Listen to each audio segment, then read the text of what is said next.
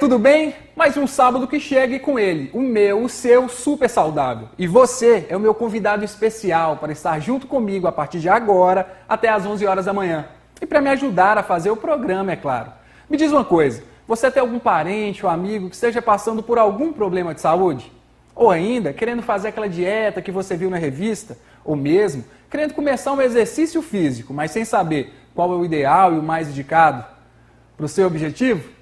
Entre em contato conosco, vai pelo Facebook, facebook.com/programa Super Saudável. Estamos também no Twitter, no @supersaudáveltv e pelo nosso site, no supersaudável.tv.br. Entre, opine, dê dicas, curta, seja o nosso pauteiro. E no programa de hoje estamos repletos de assuntos interessantes. Vamos falar de câncer de estômago, os efeitos que o fim do horário de verão traz ao nosso organismo. E para iniciarmos, vamos falar de quebra de barreiras e paradigmas. As artes marciais estão ficando cada dia mais bonitas, muito em função do grande número de mulheres que procuram o esporte. E hoje vamos falar de jiu-jitsu feminino. Acompanhe! Muita gente tem vontade de começar a praticar um esporte, mas fica em dúvida no momento da escolha. Dentre tantas opções, as artes marciais são consideradas as mais completas, levando o praticante a obter benefícios físicos e psicológicos, através de conhecimentos milenares vindos do Oriente. Entre estas práticas, o jiu-jitsu, que significa a arte suave, ganha destaque, por ser a mais antiga de todas e vir conquistando muitos adeptos no Brasil. Nascido na Índia como uma forma de autodefesa, o jiu-jitsu foi desenvolvido por meio de uma técnica baseada nos princípios do equilíbrio e do sistema de articulação do corpo. Aqui, a luta se aprimorou e o nosso país se tornou o centro mundial desse esporte, que consiste na imobilização do adversário por meio de chaves de braço e perna, estrangulamentos, técnica de rolamento e defesa. O jiu-jitsu é baseado na técnica de alavanca, né? Onde você incorpora uma alavanca em cada movimento e você faz, assim, um movimento mais eficiente, gastando menos energia. Exatamente por isso, esse tipo de luta, esse tipo de esporte é também indicado para as mulheres? Na verdade, é a única arte marcial onde uma mulher pode vencer um homem facilmente, né? Justamente por isso, porque você consegue fazer um movimento muito forte, com muita força, sem ter necessariamente essa força, entendeu? Porque são movimentos alavancados, né? A palavra jiu-jitsu significa arte suave, daí eu acho que é perfeito para as mulheres mesmo. Lutas, artes marciais, jiu-jitsu. Lembra coisa de homem, não lembra? Hoje não é bem assim. Aqui nessa academia em Ribeirão Preto, há uma aula exclusiva de jiu-jitsu para as mulheres. E elas não fazem feio não, viu? A estagiária de Educação Física, Tamara, pratica o esporte e prova que dá para ser bastante feminina praticando o jiu-jitsu. Tamara, por que o jiu-jitsu? Eu estou vendo você com um kimono diferenciado. É possível fazer um esporte, uma luta e manter a feminilidade em dia? Com certeza. Eu acho que esse lance do kimono cor-de-rosa, colorido, leva a característica feminina para a luta. E para quebrar aquele paradigma de que luta é coisa de homem, principalmente o jiu-jitsu, vai ver que é bem diferente. A gente tem até a turma de jiu-jitsu feminino, tem bastante menina. É possível, sim. Talvez o exemplo dessas mulheres venha de uma espécie de musa do esporte. Kira Grace. Com predicados como 1,69 m de altura em 60 kg de músculos definidos, a carioca de 25 anos faz jus ao sobrenome do famoso clã que popularizou a modalidade esportiva no Brasil e produziu os lutadores mais respeitados do mundo. O kimono que a Tamara estava vestindo com certeza faz uma referência à musa. Quais seriam os benefícios desse esporte, Ruando? Tanto para as mulheres quanto para quem quer que seja que estiver praticando o esporte? Bom, o jiu-jitsu, além de ser uma arte marcial, é uma ótima atividade física, né? Então, você trabalha, na verdade, o corpo como um todo, você trabalha todas as musculaturas por conta dos movimentos, né? Então você tem um gasto energético bastante grande, que na verdade depende muito da ênfase que você dá nos treinos, né? Mas esse gasto energético seria basicamente quanto? Eu não tenho esse estudo ainda para te falar exatamente, né? Mas equivale a uma aula de boxe bem feita, uma aula de spinning, né? Depende da intensidade que o aluno coloca, né, na aula. É possível eliminar 750 calorias por aula de nível básico, O gasto calórico dobra nos treinos avançados, chegando a 1.500 calorias. Se você quer perder peso e melhorar a musculatura, ou se quer adquirir conhecimentos de defesa pessoal, o jiu-jitsu é o esporte certo. E a advogada Maria Eugênia conhece bem todos os benefícios que esta arte proporciona. A partir do momento que eu comecei a fazer jiu-jitsu, eu percebi que ele é utilizado para mim como uma válvula de escape.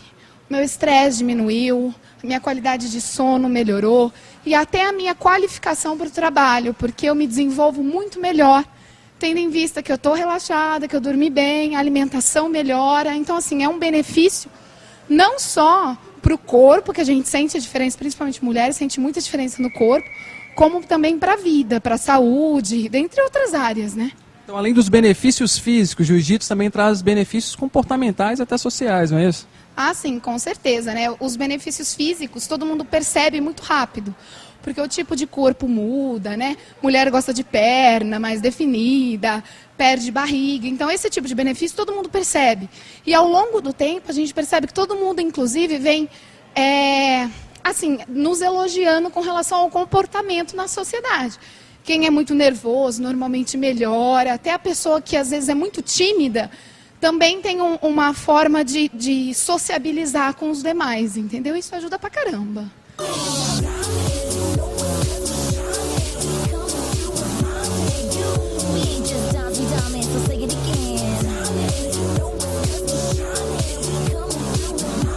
A origem do jiu-jitsu, o jiu-jitsu é brasileiro, mas a origem é japonesa também, né? Então a parte comportamental vem toda da filosofia da arte marcial japonesa. Então a gente prega bastante isso, a parte hierárquica, a parte do caráter, entendeu? Que a arte marcial japonesa coloca, né? O jiu-jitsu também vem com isso enraizado nela. E a parte física realmente é extraordinária, né? Os benefícios são muito grandes. E pela parte lúdica, você também não é aquela coisa da academia, né? Que você tem que ir metódico e aquele treino todo dia. Jiu-jitsu eu recomendo. Eu sou suspeito, mas eu recomendo. Artes marciais, jiu-jitsu, mulheres, feminilidade. Palavras que antes seriam contraditórias, hoje fazem todo sentido.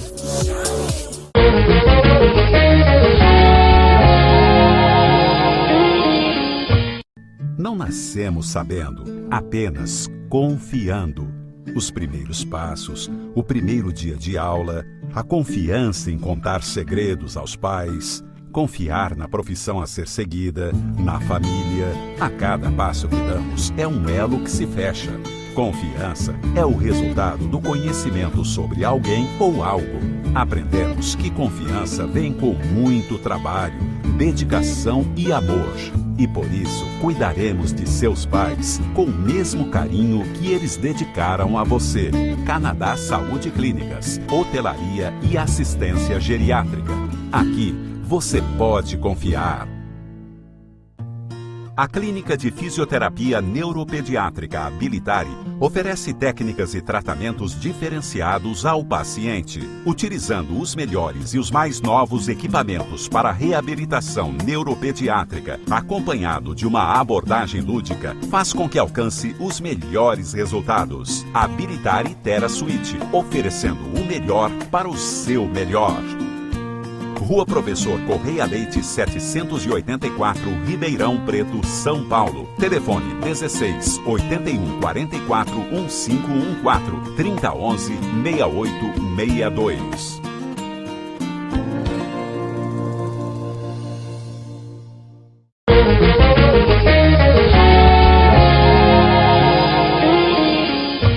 Estamos de volta. Agora vamos falar de um assunto sério, a doença do século. Vamos falar de câncer de estômago e, para isso, fomos procurar o gastroenterologista Dr. Eduardo Borges para falar sobre os sintomas, tratamento e a prevenção dessa doença. Acompanhe. Qualquer câncer assusta. A palavra por si só já traz uma carga muito negativa para o paciente. Mas grande parte deles pode ser prevenido ou detectado no início, com fácil e rápido tratamento. O câncer gástrico é um tipo de câncer que começa no estômago. O tipo mais comum é chamado adenocarcinoma, que começa de um dos tipos de células encontradas na parte interna do estômago. O adenocarcinoma de estômago é um câncer comum do trato digestivo em todo o mundo, embora ele seja incomum nos Estados Unidos. Ele ocorre principalmente em homens acima dos 40 anos. Essa forma de câncer gástrico é extremamente incidente no Japão, Chile e na Islândia. Doutor, o câncer gástrico começa no estômago, mas pode atingir outras estruturas também? Sim, sem dúvida nenhuma. Como todo processo expansivo, ele tem origem no estômago, mas na medida em que a doença progride, uma vez não se fazendo um diagnóstico precoce e adequado, esse tumor pode tanto de maneira sistêmica, através de metástases, seja através do sangue, seja através das cadeias linfonodais, como as próprias estruturas adjacentes, ele pode envolver essas estruturas, o que leva a um prognóstico da doença mais reservado. Segundo o gastroenterologista Dr. Eduardo Barros, o diagnóstico precoce e adequado só é conseguido se houver políticas públicas e programas de identificação de grupos de fatores de risco que sejam submetidos à endoscopia ainda sem sintomas. Isso porque, no início, a doença é praticamente assintomática. E, normalmente, quando o paciente procura um especialista, os sintomas já são de doença em estágio avançado, o que dificulta o tratamento e a cura. O câncer gástrico é extremamente oligossintomático, tem muito pouco sintoma associado. Então, muitas vezes, o paciente com câncer gástrico está desenvolvendo uma neoplasia no estômago, mas isso passa desapercebido. Propriamente, para o diagnóstico precoce, o que precisa ser feito para você conseguir melhorar esse tipo de diagnóstico seriam campanhas em que se fizesse um screening populacional nas populações de risco, ou seja, uma busca ativa, programas de identificação de fatores de risco, de pacientes em risco, que seriam submetidos à endoscopia mesmo sem sintomas, para se poder encontrar, se se encontrar um câncer, que esse câncer seja encontrado de forma precoce. Essa denominação precoce é uma denominação importante e que existe, uma vez que o câncer gástrico precoce é aquele que ele acomete apenas, no máximo, as duas primeiras camadas da parede do estômago. Independente dele ter acometimento linfonodal ou não, se tiver acometimento, claro que o prognóstico é pior do que aquele que não tenha, mas pelo simples fato de ser feito o diagnóstico, uma vez o câncer estando nas estruturas superficiais da parede do estômago, praticamente 80% a 85% dos casos, com a cirurgia nós conseguimos processos muito próximos da cura, né? Esse foi o segredo, esse projeto, esse processo, esse programa, foi o segredo de países mais avançados, como os Estados Unidos e Inglaterra, que hoje há uma baixa incidência, ou vem diminuindo a cada ano a incidência de câncer gástrico na sua população? Olha, possivelmente, o país que mais tem experiência no screening populacional de câncer gástrico é o Japão. O Japão é uma cultura extremamente desenvolvida, infelizmente, os hábitos dietéticos deles colocam eles em risco, em maior risco de desenvolvimento de câncer gástrico, o que justifica claramente a incidência elevada naquele país. E foram eles os primeiros que desenvolveram uma política de busca ativa pela doença. A incidência de câncer gástrico no Japão é muito alta.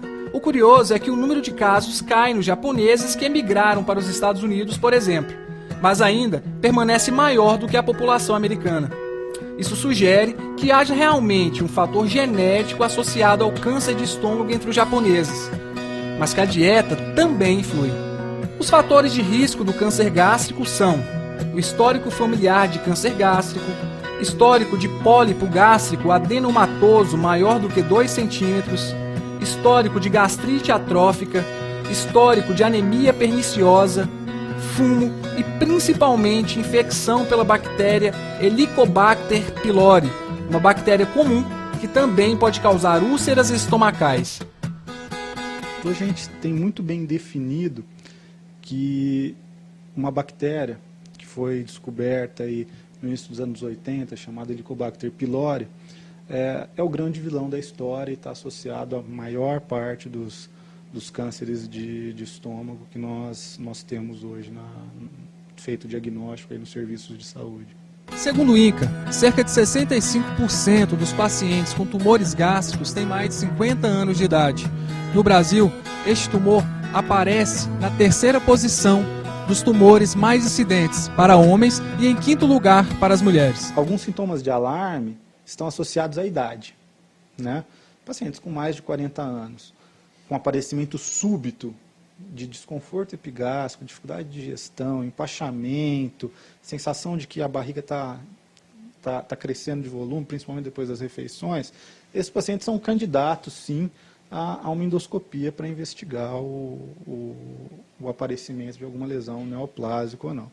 Agora, é muito incomum que pacientes jovens, de 20 anos, que também têm esses mesmos sintomas, vão tá desenvolvendo um processo neoplásico por conta desses sintomas. A dica que eu dou para a gente ter para que se tenha um ambiente mais saudável no estômago, e daí em qualquer área da nossa saúde, seria uma dieta balanceada, uma dieta que seja uma dieta pobre em alimentos muito salgados, que são fatores de risco também para o desenvolvimento de câncer, pobres em alimentos condimentados, pobre em alimentos defumados. Todos esses alimentos, o uso constante e crônico, podem levar ao aparecimento do câncer gástrico. Existem algumas vitaminas que sabidamente protegem, mediante o seu efeito antioxidante, do aparecimento do câncer gástrico. Em especial, aquela vitamina que toda mamãe pede para o filho tomar, a vitamina C, o ácido ascórbico.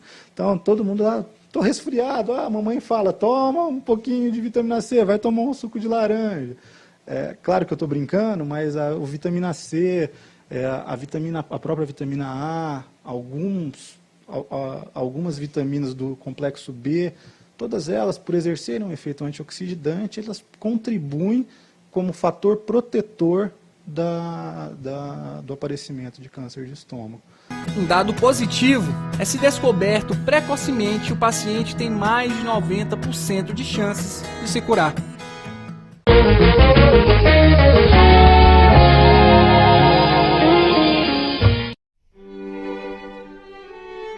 Sinta a exclusividade.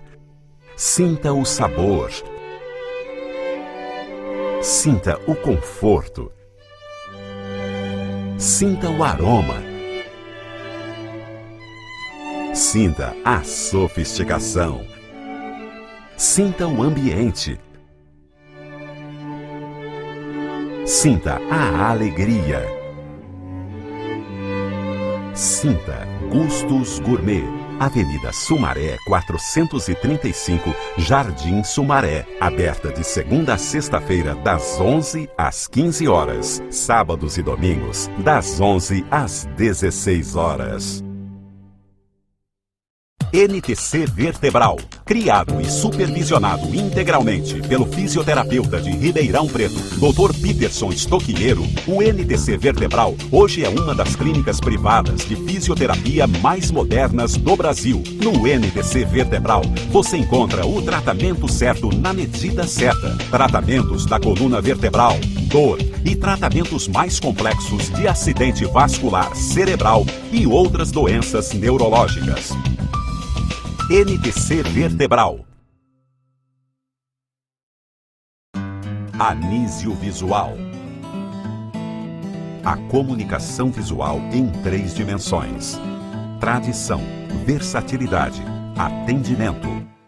Tradição de uma empresa de mais de 30 anos no mercado. Versatilidade pelo mix de produtos e serviços em comunicação visual.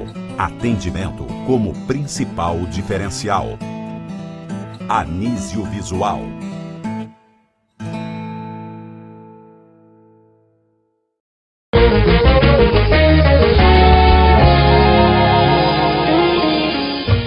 Me diz uma coisa, você consegue se adaptar fácil às mudanças de horário provocadas por entrada e saída do horário de verão? Acompanhe a matéria e fique ligado nas dicas que a neurologista especialista no sono vai passar para você. Assistam! O objetivo do horário de verão é a economia do consumo de energia por meio do melhor aproveitamento da luz natural do dia. Assim, a prática reduz a demanda em períodos considerados como horários de ponta, das 18 às 21 horas, onde o consumo é bem maior. No Brasil, o horário de verão foi instituído pela primeira vez no verão de 1931 e 32. Em 1985, depois de 18 anos sem sua instituição, a prática de adiantar os relógios em 1 hora foi novamente adotada em razão da queda do nível de água nos reservatórios das hidrelétricas. Após esse período, o horário de verão passou a ocorrer em todos os anos. Por meio do aproveitamento da luz natural, obtém-se uma redução de 4 a 5% do consumo de energia elétrica, o que faz com que o país não sofra com problemas decorrentes da falta de energia. Se inicia no verão pelo fato de a estação ser a mais quente e a que mais provoca o aumento do consumo de eletricidade, usando refrigeração, condicionamento de ar, ventilação, além de apresentar os dias mais longos que as noites. Que o horário de verão traz benefícios econômicos para o país, disso ninguém duvida. Mas e o nosso organismo? Entra horário de verão, sai horário de verão. Será que as mudanças no relógio provocam mudanças no seu organismo? Existe mesmo uma mudança no organismo quando há essa mudança de horários? Tanto quando entra no horário de verão, quanto sai do horário de verão, ou quando vai fazer uma viagem para o exterior, que os horários são diferentes. Há uma mudança fisiológica, uma mudança no organismo da pessoa? Existe. Inclusive, quando a mudança é muito grande, existem várias horas de mudança, isso é mais difícil para o nosso organismo conseguir se adaptar. Leva alguns dias, mas aos poucos ele consegue restabelecer um novo relógio biológico, né? No caso do horário de verão, a diferença é pequena, é de apenas 1 hora. Agora, como a gente está terminando o horário, não é tão prejudicial como no início, né? Que a gente acaba tendo que acordar mais cedo, tem 1 hora menos de sono. Agora, o que a gente está tendo, na verdade, é 1 hora a mais de sono, né? O que pode acontecer, na verdade, é a gente ter que dormir um pouco mais cedo e como a gente está acostumado ao horário anterior, a gente sente que tem menos sono no horário que a gente deveria estar dormindo. Então, para facilitar isso, você pode fazer algumas medidas para ajudar a sentir sono um pouco mais cedo, né? Se engana quem pensa que a diferença de 1 hora no relógio não afeta em nada a vida das pessoas. A entrada do horário de verão ou o fim dele causa uma mudança brusca nos hábitos mais simples, como o momento de acordar e dormir, causando problemas como a irritabilidade, o mau humor, a diarreia, a dor de cabeça e em pessoas mais suscetíveis, como idosas e gestantes, pode haver a síndrome da exaustão, onde a pessoa chega ao limite do estresse. Segundo a doutora Sheila, cada pessoa responde de uma forma diferente à mudança. Tem aqueles que se adaptam de imediato, não encontram dificuldade alguma com essa alteração no relógio. Já outros podem levar várias semanas e sofrem para entrar no ritmo. Existem algumas pessoas que podem ser mais sensíveis, né, a essas mudanças, mas de um modo geral a transição do final do horário de verão é mais tranquila, assim. A pessoa pode sentir menos sono no início, acabar dormindo mais tarde, mas aos poucos, por ela estar acordando mais cedo, ela vai acabar sentindo mais sono no final da noite, no horário que ela deveria estar dormindo também. Então, assim, é natural que o nosso organismo se adapte com o tempo, mesmo que seja variável de uma pessoa para outra.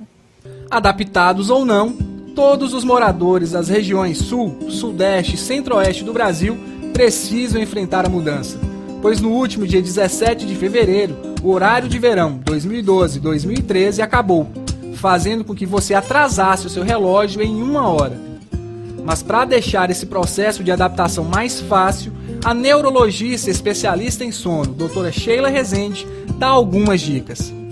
Quais seriam essas dicas para que a pessoa possa se readaptar melhor ao nosso novo horário? Bom, a única mudança então seria no período da noite, né? Porque pela manhã, na verdade, a pessoa vai poder dormir 1 hora a mais. Mas antes de dormir à noite, a pessoa poderia fazer algumas medidas como, por exemplo, diminuir a luz da casa para fazer algumas atividades mais tranquilas, que não envolvam tanta atenção, como, por exemplo, computador, televisão, é bom evitar. evitar de tomar café no período da noite, evitar refeições pesadas, evitar atividades físicas no período da noite, porque isso também prejudica o sono. Então, coisas que ajudam a relaxar, um banho morno, tentar evitar, leitura também ajuda. E isso tudo para facilitar o início do sono, né? Para tentar antecipar essa hora aí que ele está ganhando a mais. Sigam as dicas e acreditem, você vai se adaptar. O Super Saudável fica por aqui. Muito obrigado pela sua companhia. Tenha um ótimo fim de semana. Fique com Deus. E até sábado que vem, às 10h30 da manhã. Até lá!